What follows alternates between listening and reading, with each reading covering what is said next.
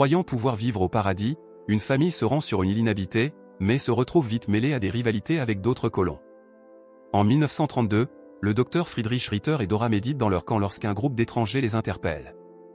Le patriarche se présente comme Ins Wittmer, accompagné de sa femme Margaret et de leur fils Harry. Il explique alors que sa famille a été inspirée par leur histoire et qu'ils ont décidé de voyager jusqu'à l'île pour recommencer une nouvelle vie. Cependant, Dora, offensée par leur apparence, demande s'ils les ont aussi influencés à porter des vêtements de safari. L'homme s'excuse et précise que les journaux en Allemagne affirment que c'est leur tenue favorite. Le docteur exprime sa surprise, et Ins révèle qu'il est devenu une véritable sensation dans le pays depuis plus d'1 an.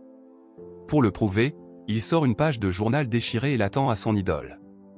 En parcourant l'article, Dora se plaint d'avoir été mal représentée, mais son mari trouve cela intéressant. Il leur demande alors s'ils en ont davantage, et l'homme leur montre fièrement des livres où il apparaît. Soudain, Friedrich les invite à visiter son jardin, ce qui ravit la famille. Là, le docteur informe Ins qu'ils sont strictement végétariens et qu'ils ont installé un filet pour protéger leur récolte des animaux. Pendant ce temps, Dora demande à Margaret si elle est la mère biologique d'Harry. La femme au foyer admet qu'elle est sa belle-mère, puisque la première femme de Ins est décédée. Revenant à leur mari, Friedrich avertit son visiteur qu'il n'y a ni lac ni rivière sur l'île, et que leur seule source d'eau potable provient de 2 petites sources recueillant l'eau de pluie. En gardant cela à l'esprit, il le décourage d'adopter leur mode de vie, insistant sur le fait que d'autres ne pourraient survivre aux conditions dures et frustrantes qu'ils endurent. Il demande ensuite à Ins pourquoi il est venu, et celui-ci avoue qu'il ne peut pas payer le traitement de son fils atteint de tuberculose. Cet après-midi-là, les premiers colons conduisent les Wittmer jusqu'à un champ isolé et les encouragent à utiliser les grottes comme abri. Avant de partir, Friedrich leur indique l'emplacement de leur source d'eau, une petite fissure entre les rochers. Une fois partis, Margaret exprime sa crainte de ne pas survivre étant donné qu'ils ont peu de ressources. Peu après, dans la maison des Ritter, Dora se plaint de leurs invités, convaincus qu'ils ne feront que dépendre d'eux. Elle rappelle à son partenaire qu'ils ont fui sur l'île pour être seuls et non pour être dérangés par des étrangers. Friedrich interrompt ses pensées négatives en lui révélant qu'il a laissé la famille dans les grottes pour y périr. En entendant cela, la femme se réjouit et va jusqu'à le qualifier de génie. Le lendemain matin, les Wittmer commencent à construire un système d'irrigation en bambou, sans se soucier de la chaleur étouffante. Après quelques jours de dur labeur, la famille parvient à créer son réservoir. Une nuit, Margaret annonce avec émotion à son mari qu'elle est enceinte, craignant qu'il ne se fâche. Contrairement à ce qu'elle pensait, Ins est ravi. Le lendemain, alors que les Ritter font l'amour, ils entendent un bruit étrange venant du rivage. Troublé, Friedrich prend ses jumelles et découvre un bateau, réalisant qu'ils ont une nouvelle visite. Peu après, une femme accompagnée d'un groupe d'hommes fait une entrée théâtrale sur leur propriété, ce qui provoque la moquerie incrédule de Dora. L'étrangère se présente comme la baronne Héloïse Verborn de Vanier-Busquet et exige qu'on lui baise la main. Au lieu de s'exécuter, Dora lui tend une poignée de main, la paume couverte de fumier animal. L'aristocrate est visiblement dégoûtée, mais elle demande calmement où se trouve le docteur. Celui-ci apparaît aussitôt, à moitié dévêtu, ce qui pousse Héloïse à le complimenter sur son allure. Elle avoue qu'elle souhaitait depuis longtemps rencontrer ce couple, célèbre en Europe pour avoir fondé un royaume. Elle les considère comme les créateurs d'une future civilisation, mais eux ne sont pas d'accord. Dora pense que la civilisation moderne est en train de s'autodétruire, ce que son partenaire approuve. Pour lui, la véritable démocratie émergera ensuite, lorsque les esprits humains gouverneront le monde et non l'argent. Cependant, la baronne n'est pas d'accord, estimant que l'esprit seul ne suffit pas pour organiser de grands dîners. Changeant de sujet, Friedrich lui demande où elle compte installer son campement, et la femme répond qu'elle souhaite rester sur la plage. Il le lui interdit, car il n'y a pas d'eau potable à cet endroit. Il propose donc de guider son groupe jusqu'à la source la plus proche. Peu après, la baronne s'adonne à des ébats avec l'un de ses amants dans le réservoir, lorsque Margaret les surprend. Rapidement, l'amant la menace avec une machette, mais elle explique qu'ils sont en train de ruiner leur unique source d'eau potable. Alors que son mari accourt pour la protéger, l'aristocrate les rassure en affirmant qu'ils sont inoffensifs. Elle précise qu'elle avait seulement besoin d'un bain pour se débarrasser du sel sur son corps. Fièrement, elle se présente à nouveau et exige qu'on lui baise la main, ce que le couple finit par accepter. Curieux, Ins demande pourquoi elle est venue, et elle révèle qu'elle sera leur nouvelle voisine, prévoyant de construire sa hacienda sur la plage. Elle présente ensuite son ingénieur, Rudolf, qui estime qu'il faudra du temps pour développer leur puits. Par conséquent, elle demande au couple de leur permettre d'utiliser leur source d'eau en attendant. Avant de partir, elle remet au mari une pile de lettres et lui ordonne de les donner au docteur. En obéissant, il remet les lettres, mais Friedrich découvre qu'elles ont été ouvertes.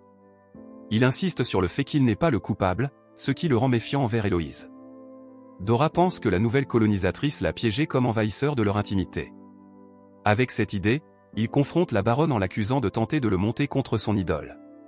Calme, elle réplique que c'est le docteur qui a créé le problème en lui montrant la source d'eau des Whitmer plutôt que la sienne. Elle suppose que Friedrich veut qu'ils se battent entre eux pour les chasser de l'île. Ensuite, Héloïse lui présente un journal annonçant son projet de construire un hôtel sur l'île. Elle se vante que ce sera la station la plus exclusive du monde et le nomme Yenda Paradiso. Quand Ince se montre sceptique, la femme le réprimande pour avoir douté de ses ambitions. Le lendemain matin, Ince, avec l'aide de Margaret, parvient à enfermer une vache sauvage dans un enclos, leur assurant une réserve de lait. Au printemps, les Whitmer célèbrent la floraison de leurs premiers légumes. Cependant, la voix d'Héloïse interrompt leur bonheur passager. Elle informe la famille que son groupe vivra près de leur campement. Intriguée, Margaret se porte volontaire pour lui parler, et la baronne l'assure qu'ils resteront seulement dans la région jusqu'à la fin des travaux de sa hacienda. Cette nuit-là, leurs nouveaux voisins organisent une fête sous leur tente, troublant la paix supposée du couple marié. Le lendemain, Friedrich est consterné de découvrir qu'un sanglier a brisé leur clôture et détruit leur récolte. Quelques semaines plus tard, alors qu'il prend un bain, il entend un coup de feu au loin, comprenant que Ince doit être en train de chasser. Comme ils n'ont plus de nourriture, le docteur rend visite à sa résidence, mais il ressent de l'envie en constatant qu'ils ont réussi à construire une maison en pierre en peu de temps. Mettant ses sentiments de côté, il propose à Ince une caisse de poulet en échange d'une tête de vache.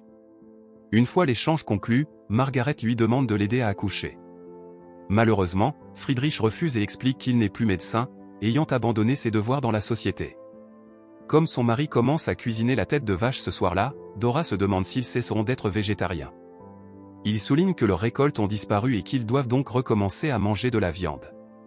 Le lendemain matin, Rudolf, après avoir creusé d'innombrables trous, commence à se sentir impuissant, car il n'arrive pas à trouver une source d'eau. Peu après, Héloïse termine de faire l'amour avec Robert et ordonne à son ingénieur de chauffer une boîte de bœuf en conserve pour elle. L'homme jaloux révèle que leurs réserves sont épuisées, à la grande surprise de la femme. Elle tente de fouiller leur caisse de stockage, mais en vain. À cause de cela, elle tient Rudolf responsable de la mauvaise gestion de leurs provisions, mais il rejette la faute sur elle. Il lui rappelle quelle est la raison pour laquelle ils n'ont toujours pas établi leur hôtel, allant jusqu'à la qualifier de chef raté. Le même jour, lorsque Margaret entre dans leur maison, elle commence à avoir des contractions. Malgré cela, elle insiste pour terminer ses corvées, ignorant que les amants d'Héloïse se dirigent vers leur réserve dans la grotte. Rapidement, ils fouillent leur coffre, mais sont déçus de ne trouver que de la vaisselle. Margaret subit une autre contraction et tente alors de chercher son mari. Les intrus profitent de cela pour s'introduire dans sa maison et voler la nourriture. À l'extérieur, la femme enceinte se rend au camp d'Héloïse, la suppliant de l'aider à accoucher. Cependant, l'aristocrate et ses amants restent silencieux, faisant semblant de ne pas être là. Désemparée, la femme au foyer rentre chez elle, rassemble du matériel médical et étale un journal par terre en préparation à l'accouchement. Sans qu'elle le sache, les voleurs se cachent dans sa maison, attendant une chance de s'échapper.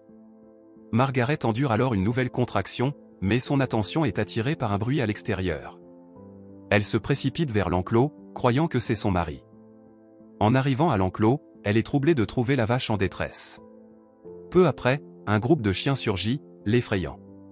Alors que la femme lutte pour sa vie, les voleurs présentent leur butin à leur chef, mais celle-ci est insatisfaite, estimant qu'il ne leur durera qu'une semaine. Manuel, en revanche, les exhorte à aider Margaret à accoucher, et Rudolf accepte. Cependant, Héloïse lui rappelle qu'il ne doit venir qu'à son secours à elle. Pendant ce temps, la pauvre ménagère tente de chasser les chiens sauvages. C'est alors que sa poche des os se rompt. Face à la menace des animaux, la femme hurle pour les effrayer tout en mettant son enfant au monde. Finalement, elle accouche avec succès, et sa famille arrive à temps pour la sauver des bêtes dangereuses. Le lendemain, Héloïse, accompagnée de ses amants, rend visite à Margaret et lui offre une boîte de flocons d'avoine comme cadeau de félicitations. Bien qu'elle sache que cela provient de leur propre réserve, la femme accepte afin d'éviter tout conflit.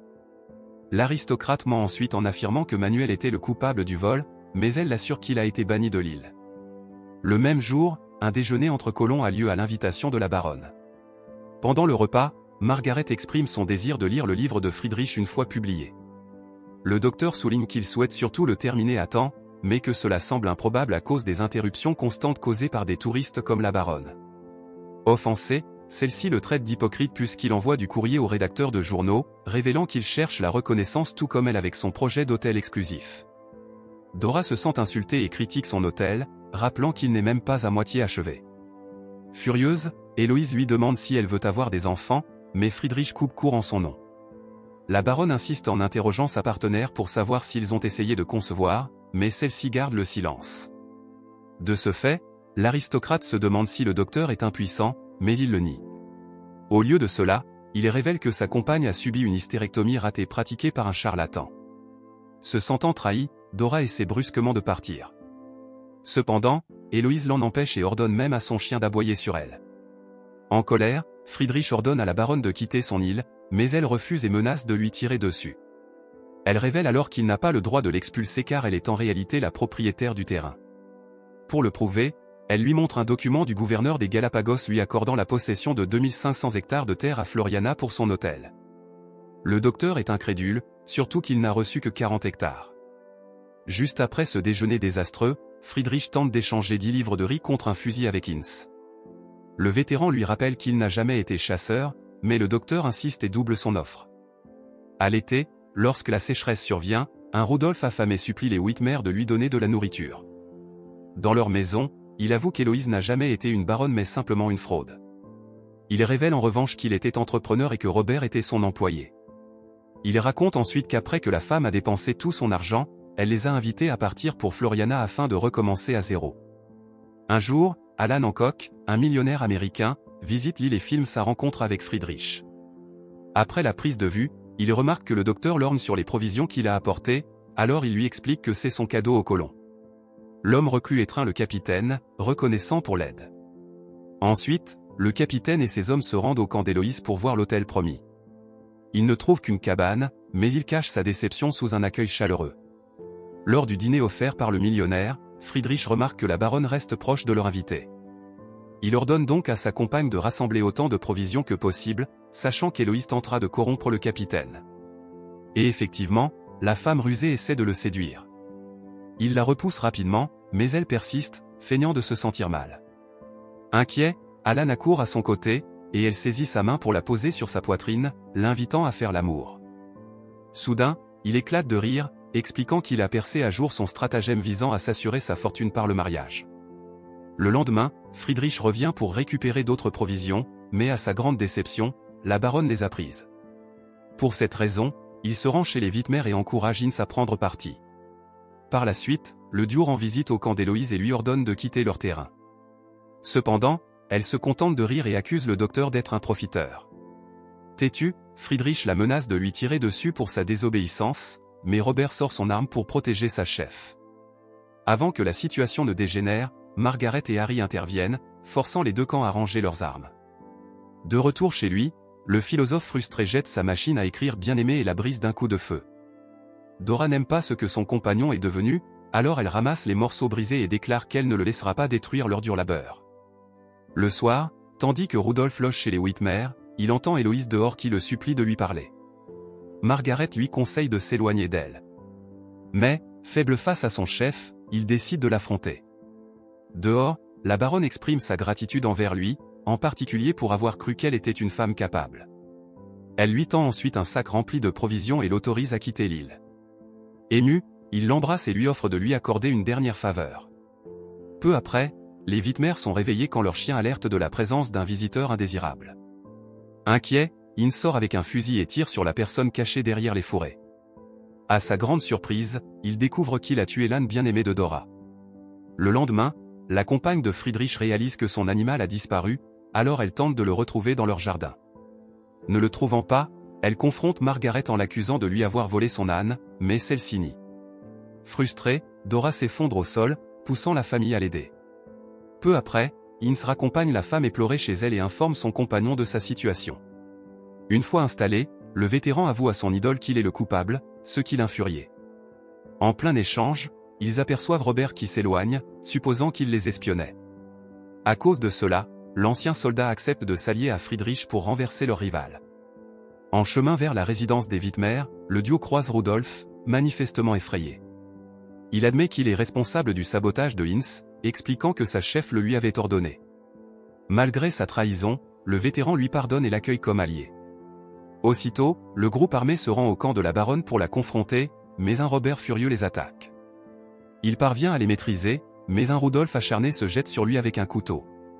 Pourtant, il n'est pas de taille face à la force de Robert et se fait rapidement maîtriser. Heureusement, Hinz vient à son secours en immobilisant leur ennemi. Il le poignarde alors au flanc, le tuant sur le coup.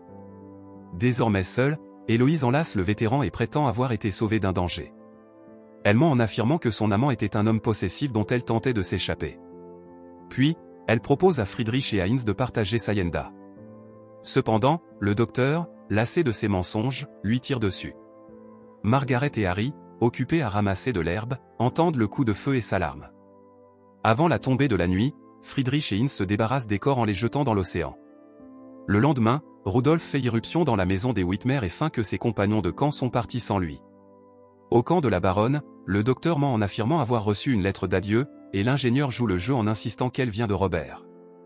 Margaret, sceptique, souligne qu'elle n'a jamais vu de bateau, et Dora est du même avis. Étonnamment, Friedrich partage aussi ce sentiment, ce qui laisse entendre qu'il fait porter la responsabilité à ses deux complices. En privé, Hinz se plaint de cette trahison, mais le docteur l'ignore. Chez lui, Margaret interroge son mari sur le coup de feu entendu la veille. Elle révèle ensuite qu'elle a vérifié son fusil, et qu'elle est certaine qu'il n'est pas le coupable car il est encore chargé. Forte de cela, elle l'avertit que Friedrich lui rejettera la faute car il prévoit d'écrire au gouverneur. Impuissant, le vétéran lui conseille de le quitter, mais elle refuse car ils sont une famille. Pendant ce temps, le docteur tente de faire l'amour à sa compagne, mais celle-ci annonce qu'elle le quitte. Elle le réprimande de passer ses journées à s'occuper des voisins au lieu de finir son livre. Il rétorque qu'ils ont ruiné sa vie, mais elle insiste que c'est de sa faute. En colère, il appuie sur sa dent, lui rappelant sa faiblesse. Puis, il saisit une pince et lui arrache une dent infectée pour lui donner une leçon. Plus tard dans la journée, Margaret rend visite à Dora et lui offre des poulets, sachant que les siens sont malades. De son côté, Rudolf supplie un batelier de l'emmener à Isabella, décidée à échapper à son sort. Le lendemain, la compagne de Friedrich lui sert un plat de poulet cuit, sans savoir qu'il s'agit des malades. Il tente de lui en offrir, mais elle refuse, affirmant que ses gencives saignent encore. Peu après, le docteur souffre d'une intoxication alimentaire, et Dora lui rappelle avec joie qu'il peut désormais être immortalisé. Il comprend qu'elle l'a empoisonné et l'a maudit avant de rendre son dernier souffle. À l'automne, le gouverneur confronte Margaret au sujet de l'implication de son mari avec la baronne. La femme nie, mais il lui montre un journal où Friedrich l'accuse de la mort de la femme. De plus, il révèle que Dora a confirmé l'accusation de son compagnon, à la grande déception de Margaret. Cette fois, elle maintient fermement ses paroles et confesse même que la maîtresse de Friedrich l'a tué avec leur poulet malade. En preuve, elle insiste qu'elle avait donné des poulets sains à sa voisine avant l'incident. Sur la côte, le gouverneur propose aux Whitmer de les emmener loin de l'île en bateau, mais la famille refuse. Contrairement à eux, Dora monte à bord, gardant toujours rancune contre eux. Après ces événements sombres, il s'avère que la compagne du docteur retourna en Allemagne et mourut de la sclérose en plaques en 1943. Avant sa mort, elle publia son récit concernant l'affaire de Floriana, mais Margaret répondit par son livre qui la contredisait. Malheureusement, Rudolf et le batelier périrent lorsque leur embarcation tomba en panne d'essence. De nos jours, Margaret est décédée en 2000, mais ses descendants vivent toujours sur l'île, gérant leur hôtel touristique.